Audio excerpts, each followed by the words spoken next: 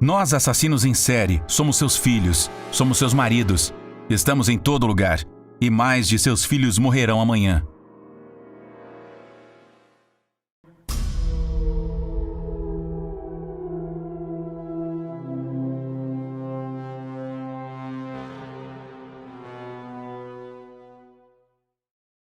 Separar de seu parceiro é uma das experiências mais difíceis de superar em nossa vida. A dor nos invade completamente e todo o nosso mundo fica preto e branco.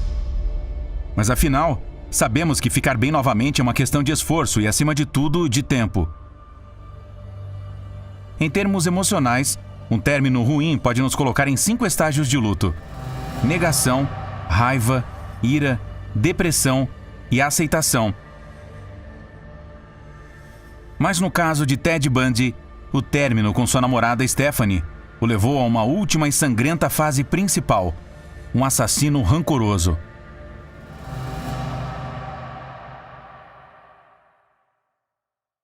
Burlington, Vermont, Estados Unidos. Ted nasceu em 24 de novembro de 1946, no meio de um lar conturbado. Depois que seu pai, um veterano da Força Aérea, os abandonou, sua mãe, Louise, decidiu fingir ser sua irmã mais velha e o fez acreditar que seus pais eram seus avós. Mas quando o menino descobriu a verdade, um grande trauma o invadiu por dentro e um profundo ódio começou a crescer dentro dele. Naquela época, a tensão familiar era insuportável. Tanto a mãe quanto o filho tinham que suportar os constantes abusos físicos a que seu avô submetia sua avó. A violência agravava a cada dia, então Louise decidiu sair de casa com Ted. Seu filho não merecia crescer em um ambiente tão tóxico. Então, ela se mudou para a casa de outros parentes em Tacoma, onde conheceria seu futuro marido. Com ele, teria mais 4 filhos. Dessa forma, Ted teve a oportunidade de continuar com sua vida de uma forma muito mais saudável. Mas, infelizmente, era tarde demais.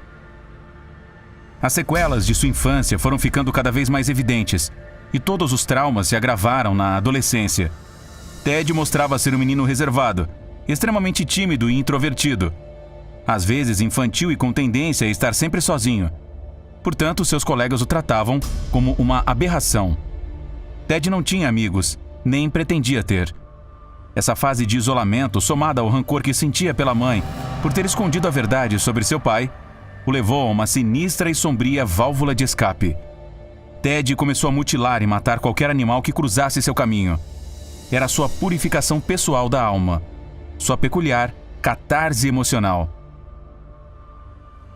Embora o caráter introvertido de Ted o impedisse de se relacionar com os demais, ao começar a estudar direito na universidade, sua atitude mudou completamente. Seus colegas o consideravam um menino simpático e educado, muito bom aluno, atraente e muito sedutor com as meninas. Um homem bonito, elegante, romântico, gentil, encantador, diziam os demais alunos. Então Ted, com sua autoestima às alturas, passou da timidez extrema para uma grande autoconfiança. Seu caráter agora era dominante, digno de um verdadeiro líder. Mas apesar de sua nova boa reputação, Ted ainda era Ted, e decidiu abandonar a carreira por um tempo para cair novamente em seu lado mais sombrio. Se já durante a adolescência havia cometido pequenos furtos, em sua fase iniciante de adulto, seus atos criminosos passaram ao roubo e arrombamentos de carros. Mas, felizmente para ele, nunca foi pego ou preso por tê-los cometido. E se até o criminoso mais feroz tem uma parceira, no caso de Ted, não poderia ser diferente. Na primavera de 1967, o jovem se apaixonou perdidamente por Stephanie Brooks, uma jovem estudante de psicologia. Uma garota muito bonita, inteligente e de boa família, nascida em São Francisco. Ted era o homem mais feliz do mundo com ela. Aquele romance havia mudado sua vida. Ted via em Stephanie tudo o que ansiava em uma mulher. Seu sonho havia se tornado realidade. Havia encontrado o amor de sua vida. Mas depois de 2 anos de relacionamento, Stephanie decidiu terminar. Algo que marcaria profundamente Ted. Seu coração havia se partido para sempre.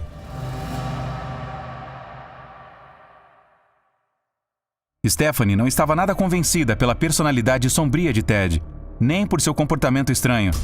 Embora ela fosse muito clara em sua trajetória de vida, seu namorado estava perdido e sem objetivo. Isso fez com que desencantasse de seu belo rapaz. Mas, por outro lado, Ted não conseguiu superar o rompimento e ficou seriamente obcecado por ela. Não suportou o abandono, então começou a escrever cartas para que mudasse de ideia. Mas não tinha como. Stephanie havia virado a página. Ted, pronto para reconstruir sua vida e fazendo pouco caso das palavras de sua ex, voltou à faculdade de Direito, ganhando méritos perante os professores e, assim, traçando seu próprio caminho. Inclusive começou a namorar uma nova garota, Maggie Anders. Durante seu discurso de formatura, Ted chegou a dizer as seguintes palavras: "Vejo na lei uma resposta para a busca pela ordem. No entanto, isso seria um absurdo, pois Ted já havia infringido a lei diversas vezes e não tinha planos de parar." Seu espírito criminoso foi se desenvolvendo ao longo dos anos, mas seu gatilho final só aconteceria em sua viagem à Califórnia em 1973. Foi lá que encontrou a pessoa que menos esperava encontrar. Era Stephanie. Não pôde acreditar. O coração batia a 1000 por hora. O reencontro foi tão emocionante que as memórias e os sentimentos do passado vieram rapidamente à tona. Stephanie voltou a se apaixonar e começaram a namorar novamente. Mas quando tudo parecia estar normalizado, Ted decidiu colocar um ponto final na história. Por desgosto, por vingança, para dar o troco em Stephanie. Ver sua ex sofrer tornou-se uma grande satisfação para Ted. Estava finalmente satisfeito. Mas agora queria mais. Necessitava continuar magoando outras mulheres. Seu ódio pessoal por Stephanie havia se transformado em uma rejeição generalizada às mulheres. Foi assim que iniciou sua jornada criminosa em janeiro de 1974. O assassino de estudantes havia despertado. Sua primeira vítima foi a jovem Johnny Lenz, de 18 anos, que foi agredida em um dos cômodos de sua residência. A espancou brutalmente com um objeto de metal e a perfurou com um pedaço de madeira que havia arrancado da cama. A menina conseguiu sobreviver, porém, com danos cerebrais irreversíveis. Não havia se passado um mês desde o primeiro crime, quando, no mesmo campus, Ted sequestrou outra jovem, Linda Ann Haley, de 21 anos.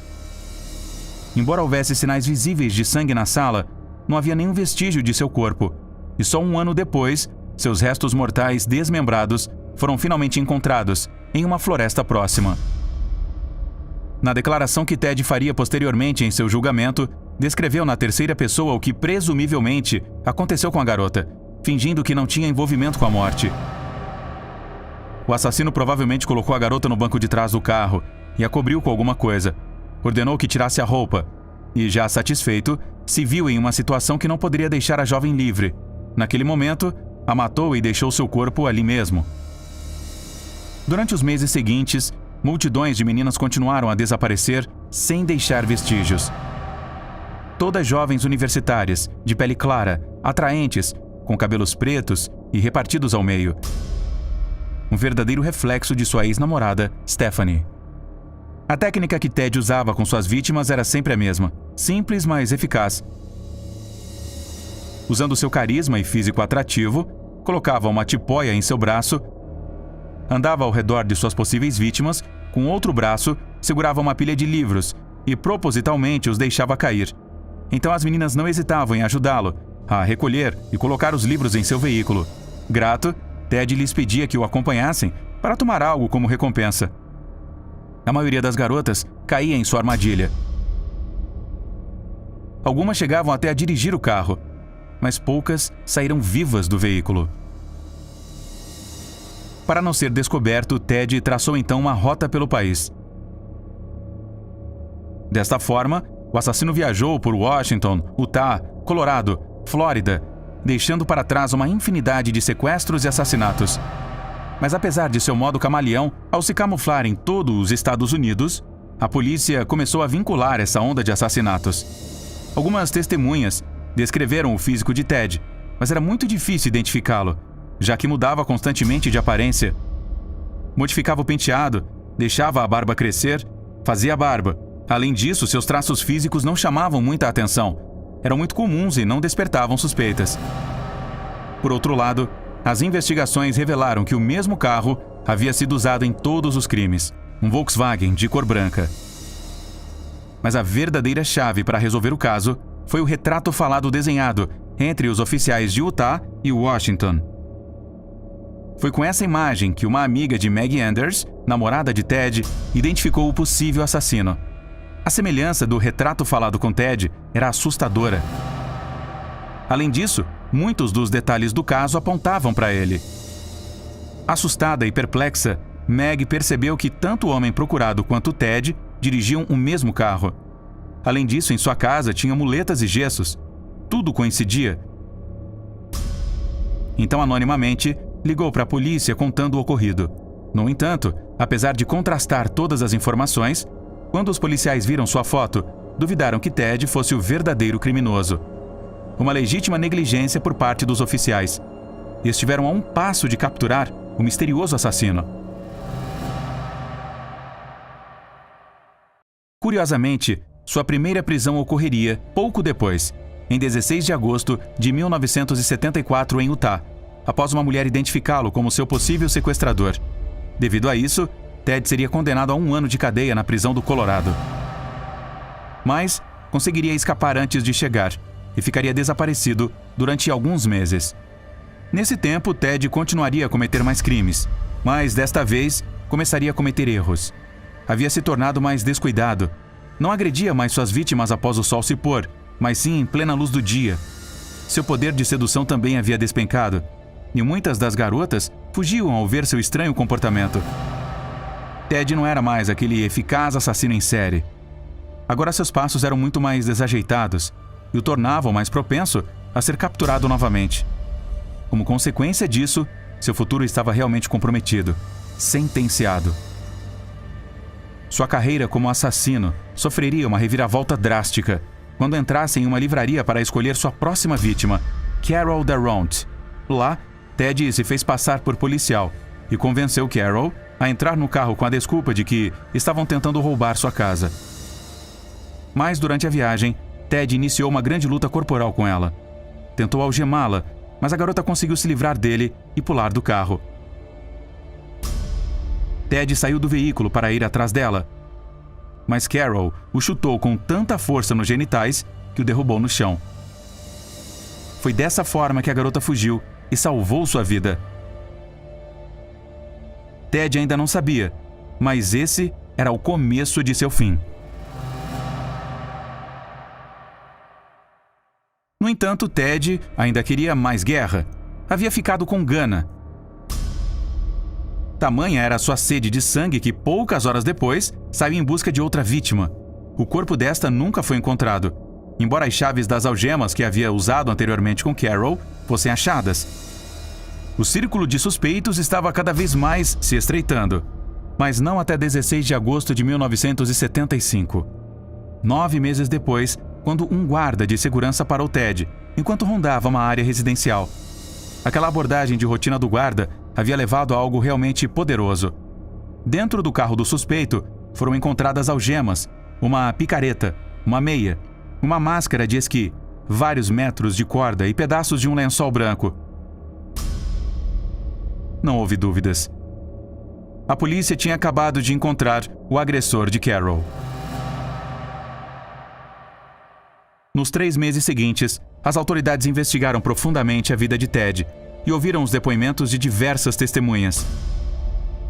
No julgamento, o assassino acreditou que iria se livrar, mas quando Carol explicou o que aconteceu naquela tarde e o apontou como o único culpado, as dúvidas do juiz foram esclarecidas e o condenou a 15 anos de prisão com a possibilidade de liberdade condicional. Depois de fazer os testes psicológicos correspondentes, os relatórios detalharam que Ted não era louco, nem psicopata, nem tinha qualquer tipo de divergência sexual. Seu único problema era a forte dependência que tinha das mulheres e seu medo de ser humilhado por elas. Um medo causado pelo término traumático com Stephanie, seu grande amor, sem mencionar seu vício em pornografia, um fato que agravou seriamente seu comportamento social. Em abril de 1977, Ted Bundy se preparou para um novo julgamento, no qual decidiu se defender. Seu único objetivo era escapar. E não parou até conseguir. Durante vários dias esteve desaparecido, até que conseguiram capturá-lo. No entanto, conseguiu fugir novamente, desta vez para a Flórida. Enquanto isso, as autoridades tentavam localizá-lo e associar todas as evidências descobertas em seu veículo às encontradas em outros crimes. Durante esse tempo, Ted poderia ter tentado passar despercebido, mas seu impulso assassino o fez voltar aos velhos hábitos em uma fraternidade feminina, a Chi Omega. Lá, o assassino acabaria com a vida de 7 mulheres. Entre elas, uma menina de apenas 12 anos, a qual estuprou, estrangulou e degolou.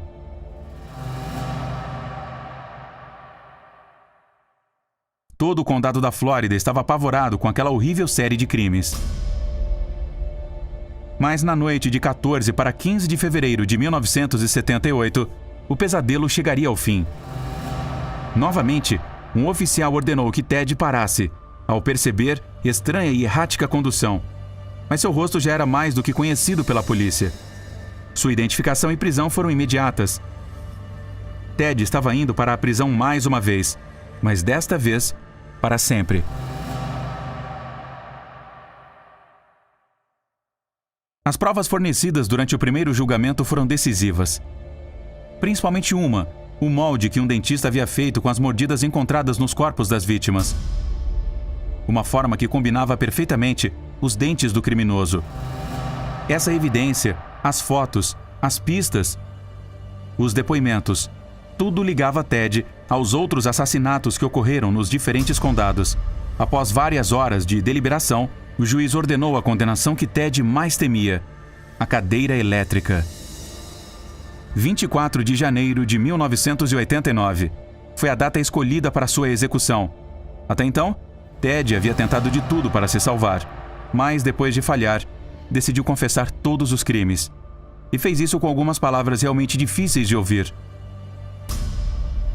Nós, assassinos em série, somos seus filhos, somos seus maridos, estamos em todos os lugares, e mais de seus filhos morrerão amanhã.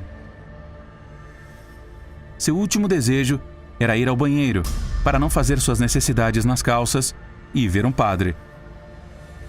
Após sua morte, a mídia noticiou da maneira possível a frase que melhor descrevia Ted: o animal morreu.